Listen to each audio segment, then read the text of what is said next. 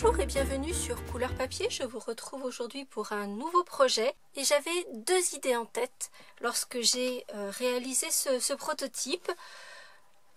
La première idée, c'était de pouvoir faire un projet joli, évidemment, mais suffisamment rapide pour si on a besoin de faire des petits cadeaux pour un mariage, pour un grand événement, pour un anniversaire de mariage, dès qu'on a un petit peu de monde. Donc arriver à faire quelque chose de joli et pour autant qu'il soit suffisamment rapide et qu'on y prenne du plaisir. Et la seconde idée que j'avais en tête, c'était d'utiliser ce lot de produits chic tropical que j'adore, mais à 200%. Je me suis retenue jusque-là de l'utiliser parce que je ne peux pas tout utiliser en même temps. Donc, chacun son tour. Mais c'est un lot de produits que j'aime vraiment beaucoup. Donc, vous le voyez, c'est sur le thème des feuilles et des fleurs tropicales. Les découpes sont extrêmement détaillées, très jolies.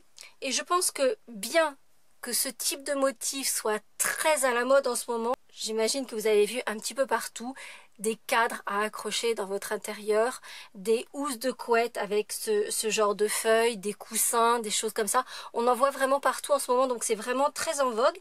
Pour autant, je trouve que c'est un set dont je pense je ne me lasserai pas, car utiliser des petites fleurs tropicales, des feuilles comme ça, c'est quelque chose que l'on peut vraiment mettre sur plein de projets sans que l'on puisse s'en lasser. Donc c'est vraiment quelque chose que j'aime beaucoup. J'aime aussi beaucoup cette découpe qui va laisser les feuilles et qui va juste ajourer. Et ça peut faire quelque chose de vraiment très joli. J'ai d'ailleurs quelques petites idées en tête. Je vais voir si j'arrive à tout vous faire et à vous les montrer comme j'en ai l'intention. Et donc, voici le projet que je vous propose. Avec ces découpes et ces tampons, j'ai fait toute cette petite décoration de feuilles et de fleurs tropicales que je trouve vraiment très très belle. Et le gros avantage, c'est qu'en fait, j'ai utilisé une petite boîte oreiller, donc une pillow box comme on l'appelle, qui sont déjà toutes faites. Donc d'où l'intérêt, si vous avez à les réaliser en grand nombre, c'est que la boîte en elle-même est déjà faite. Il n'y a que à replier les côtés qui sont déjà pré-marqués. Donc vous voyez, ça se met en place tout seul. La petite boîte est faite en 2 temps 3 mouvements. En plus, le motif est très joli, mais très neutre. Donc on peut vraiment mettre toutes les décorations que l'on veut. Ça peut être quelque chose pour Noël avec du rouge et du vert. Vous pouvez mettre du bleu, enfin vraiment, on peut vraiment mettre toutes les couleurs que l'on souhaite sur cette petite boîte oreiller parce que son décor est joli, mais très sobre et très neutre pour pouvoir être décoré comme on le souhaite. Ces petites boîtes oreillers sont vendues par lot de 10 pour 6 €. Donc ça ne fait pas un budget exorbitant, même si on en a beaucoup à réaliser. Et comme l'idée de base, ce sont ces petits cadeaux d'assiettes que l'on va pouvoir mettre autour d'une table, sachant que vous allez pouvoir tout à fait ajouter une petite étiquette, par exemple, avec le prénom des personnes, ce qui en plus fera non seulement un cadeau d'invité, mais également un marque-place. Ça fait donc 2 en 1. La petite subtilité sur mon projet, c'est que vous voyez, il y a ce petit ruban, mais ce ruban est factice parce qu'on n'a pas besoin de dénouer le ruban pour ouvrir la boîte. Il est simplement posé, collé, et on peut donc ouvrir la boîte sans avoir à défaire la décoration. Comme je vous le disais, j'envisage ce projet pour un petit cadeau d'assiette, et donc je vais faire une version un petit peu plus masculine. Cependant, la décoration sera strictement identique, donc ça reste des petites fleurs, ça n'est pas forcément très masculin, mais pensez que si c'est un petit cadeau pour un mariage par exemple, si les jeunes mariés envisagent de partir en voyage de noces pour quelques destinations exotiques, ce sera complètement dans le thème du mariage en question, mais ça peut être le cas aussi pour un anniversaire de mariage, un anniversaire tout court, où la personne va peut-être mettre une cagnotte pour faire un voyage, et dans ce cas-là, la décoration avec ce décor tropical sera tout à fait adaptée. Comme je vais faire la version masculine bien qu'avec des fleurs de cette boîte. Je vais partir sur des coloris pour les feuillages un petit peu moins pastel et je vais partir sur des fleurs bleues. Par ailleurs, pour le ruban, ici j'avais utilisé notre ruban à tissage texturé grenouillerette, donc parfaitement assorti à mon feuillage. Pour la version masculine, je vais utiliser ce même ruban mais en version gris granit. Et pour cet aspect un petit peu plus masculin, je vais partir sur des verts un petit peu plus foncés, un petit peu plus profonds et des fleurs dans des tonalités de bleu. Je ne sais pas si vous l'avez remarqué, probablement que si parce que je sais que vous avez l'œil, mais il y a énormément d'effets de texture et de dégradés, non seulement sur les feuilles mais également sur mes petites fleurs, et pour cela j'ai utilisé mon petit outil chouchou, donc le Stamparatus. Je vous l'ai déjà montré, je vous ai déjà montré cette technique que j'aime beaucoup et donc je vais la réutiliser ici. Mais pour lors, nous allons commencer par placer notre ruban. Ce qui est important pour bien donner l'illusion que c'est un ruban qui a été passé autour de la petite boîte et pas simplement un ruban factice, c'est que nos rubans arrivent bien en face de l'autre, qu'il n'y ait pas un ruban qui arrive ici et l'autre ici, et là on se dit il y a quelque chose qui cloche. Je vais donc couper 2 rubans de la largeur de ma boîte.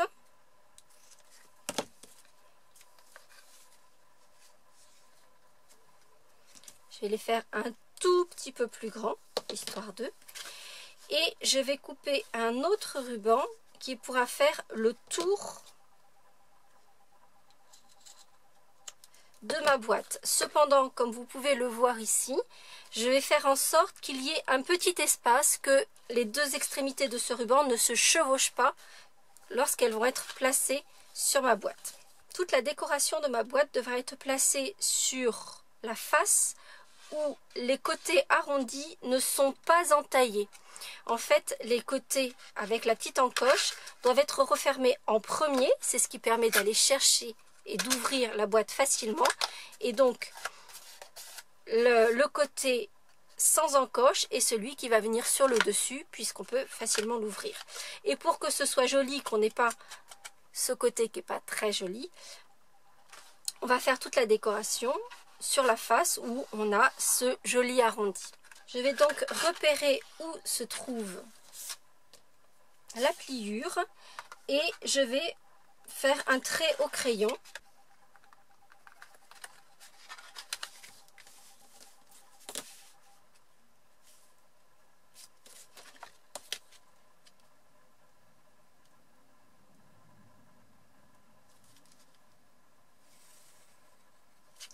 Et pour cela, les petits pois du motif de ma petite boîte seront très utiles. Je vais ensuite placer de l'adhésif double face sur mon ruban et coller mon ruban. Et en fait, pour qu'il n'y ait pas de jonction qui ne soit pas jolie, je vais placer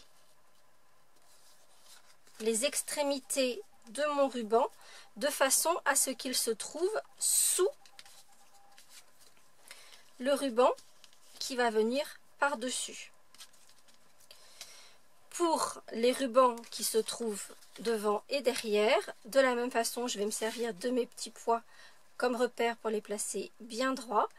Je vais les coller toujours en mettant de l'adhésif double face sur mon ruban et je viendrai ensuite redécouper juste au bord pour que ce soit parfaitement aligné.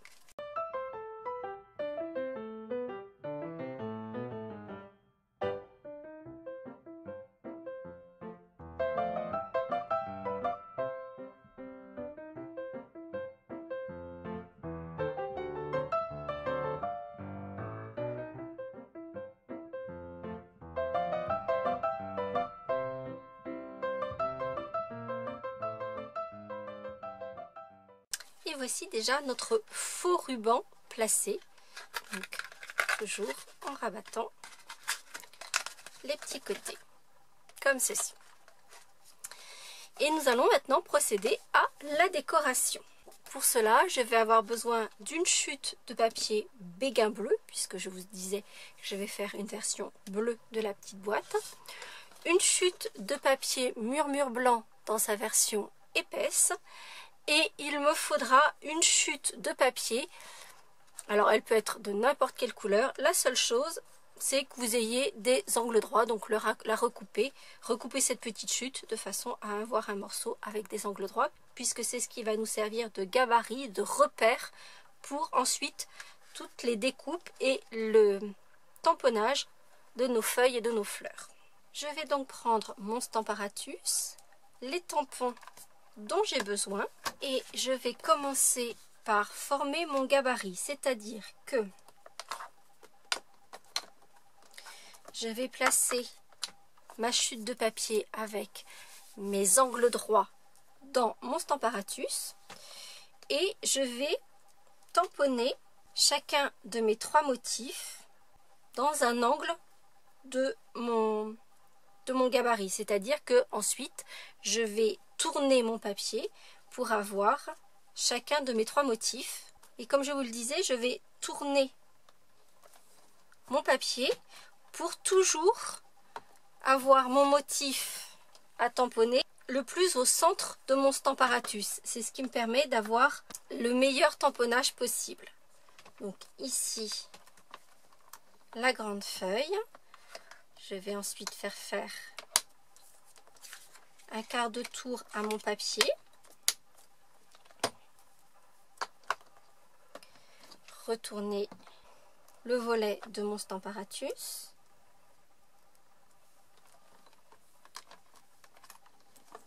Tamponner le second motif.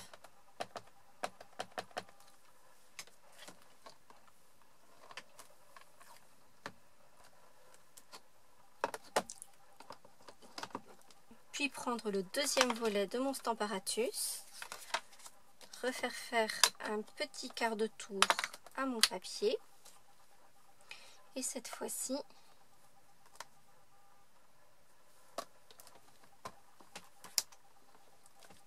tamponner la fleur. Une fois que les motifs sont tamponnés sur mon gabarit, je vais prendre les matrices qui leur sont assorties et dans mon gabarit, je vais non seulement couper l'extérieur de la forme, mais je vais également découper l'intérieur et vous allez comprendre tout à l'heure pourquoi. Puis, dans mon papier murmure blanc et mon papier béguin bleu, je vais découper cette fois-ci uniquement l'intérieur des feuilles en 3 exemplaires chacune et la fleur en 3 exemplaires dans mon papier bleu.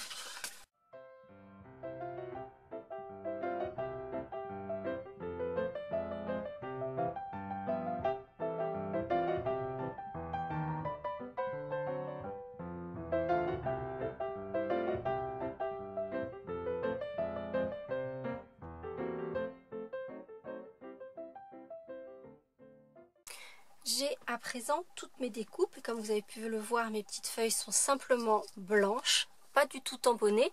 D'ailleurs, je vous remets juste ici le lien vers la vidéo trucs et astuces autour du Stamparatus, justement pour ce type de technique parce que c'est vraiment un gain de temps et de précision qui est vraiment très appréciable. Je vais donc reprendre mon Stamparatus, placer mon gabarit dans l'angle et je vais le maintenir correctement et c'est là toute la subtilité puisqu'en fait ce n'est que l'intérieur de ma feuille que je veux tamponner. Or le tampon reprend la feuille intégralement avec la tige, etc.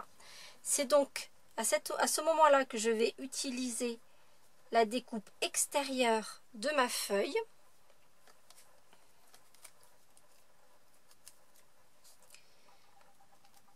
Et je vais la maintenir en place avec un petit morceau de washi tape. Donc là, je vais maintenir juste sur la pointe de la feuille. Et je vais placer ma découpe à l'intérieur de la feuille. Et puis je vais faire tout mon tamponnage. Et je vais utiliser mon Stamparatus non seulement pour mettre mon tampon exactement là où je le souhaite, là où était cette découpe-ci au départ, mais en plus je vais m'en servir pour faire plusieurs couches de tamponnage pour donner ces effets de relief et de différentes tonalités sur mes feuilles et sur mes fleurs en ajoutant différentes couleurs.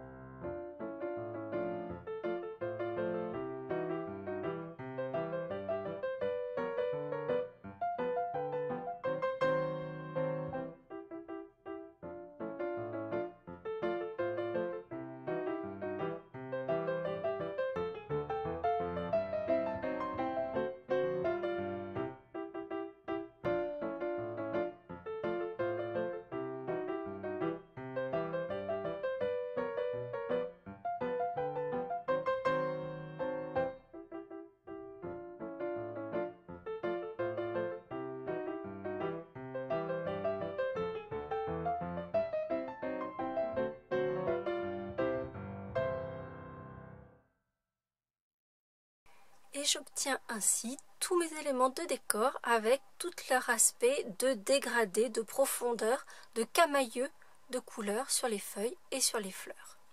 Et vous avez donc compris toute l'utilité de mes petits gabarits extérieurs des feuilles à placer à l'intérieur de la découpe générale pour pouvoir placer l'intérieur des feuilles. Nous avons donc notre boîte, tous nos petits éléments de décoration. Il va s'agir d'assembler tout cela ensemble. Pour commencer, je vais donner un petit peu de relief à mes feuilles et à mes fleurs. Alors pour les feuilles, je vais simplement, avec mon plioir et sur un tapis de mousse, je vais appuyer sur la rainure centrale et puis je vais retourner un petit peu les extrémités des feuilles.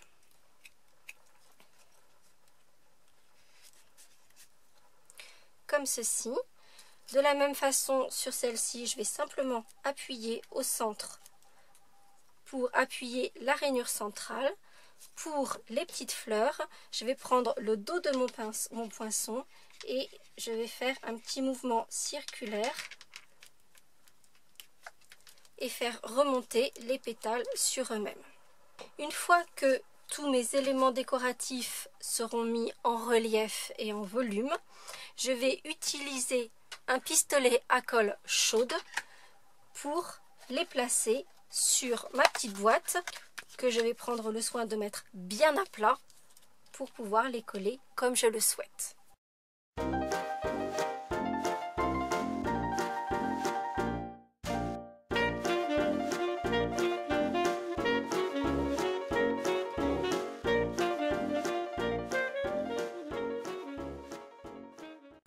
Et voici notre petite boîte tropicale version bleue ou version rose. Bleu pour les garçons, rose pour les filles. Je sais, c'est très cliché, mais pourquoi pas. Là encore, avec plein de reflets de dégradés et d'ombrage sur nos fleurs et nos feuilles, tout comme pour la version rose. J'espère que ce nouveau projet vous aura plu. Si c'est le cas, vous n'hésitez pas à mettre un petit pouce en l'air. J'espère que vous aurez envie de faire plein de petites boîtes oreillers pour vos invités, pour vos tables, alors que ce soit les tables de fête, les tables de mariage, ou simplement un petit dîner en amoureux à deux avec un petit cadeau pour son amoureux. Je trouve que c'est plutôt sympa. Et avec le travail des boîtes elles-mêmes qui vous est épargné puisqu'elles sont déjà toutes prêtes à être décorées. Je profite de la vidéo de ce jour pour vous rappeler qu'il y a des produits en édition limitée qui ne sont disponibles que durant ce mois d'août. Il s'agit du lot mariage de saison avec les 2 sets de tampons. C'est une référence mais 2 sets, donc autour des 4 saisons, ainsi que le set de matrice de découpe avec ces grandes étiquettes qui ont le petit effet de couture à l'intérieur et à l'extérieur de la découpe que j'aime vraiment beaucoup. Si vous n'avez pas vu ma vidéo d'il y a 15 jours, je vous remets le petit lien ici pour retrouver les détails de ces produits et les petites cartes que j'ai faites avec, ainsi que les couleurs supplémentaires de nos crayons aquarellables qui eux aussi ne sont disponibles que durant le mois d'août. Par ailleurs, je vous le rappelle, il y a l'opération coupon gagnant. Donc c'est durant ce mois d'août, à chaque fois que vous passerez une commande de 60 €, vous obtiendrez un coupon gagnant d'une valeur de 6 € qui sera matérialisé par un petit code que vous allez recevoir dans votre boîte mail. Si vous dépensez 120 €, vous aurez 2 coupons gagnants. Si vous dépensez 183 coupons, etc. Vous avez compris le principe. Et ces coupons gagnants, d'une valeur de 6 € chacun, vous pourrez les déduire sur une commande durant le mois de septembre. En attendant de vous retrouver la semaine prochaine pour de nouvelles aventures créatives, je vous souhaite une très belle semaine. À très bientôt.